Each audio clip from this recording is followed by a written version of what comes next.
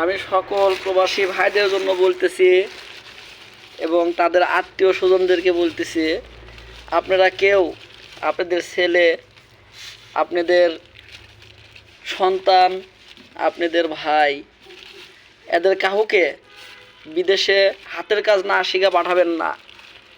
আমি হাতের কাজ ভালো জানি না, পাইপ ফ্যাক্টরির কাজে আমি আসছি, কিন্তু আসার পরে আমার তো কাজ পারি না, আমি কী করবো। শেষ পর্যন্ত তারা আমাকে, এই যে দেখেন এখানে পাইপ গ্যাস ফোড়ন হয়া ভিতর থেকে উঠা পড়ছে, সেই জিনিসটা আমার পরিষ্কার করা লাগতেছে।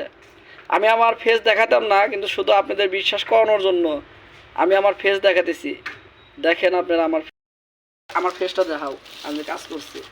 এই যে আমাদের প্রিয় বড় ভাই সোহেল ভাই, এখানে পাইপটা একটু লিক হয়ে গেছে, যার কারণে আমাদের বড় ভাই মেরামত করতেছে।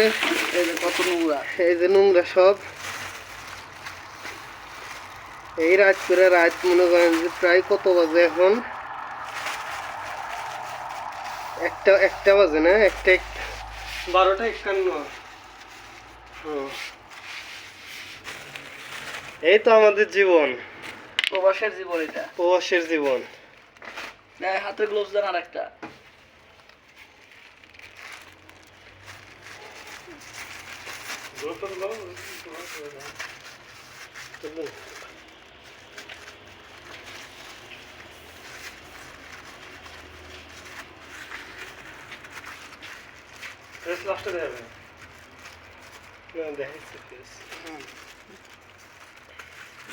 এখন দেখাইয়া শেষ করে দাও, আর কি করার।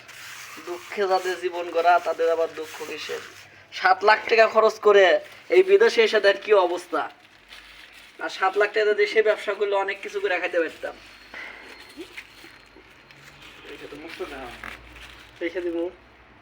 এই যে আমাদের ভাই, বড় ভাই, কিচ্ছু করার নাই।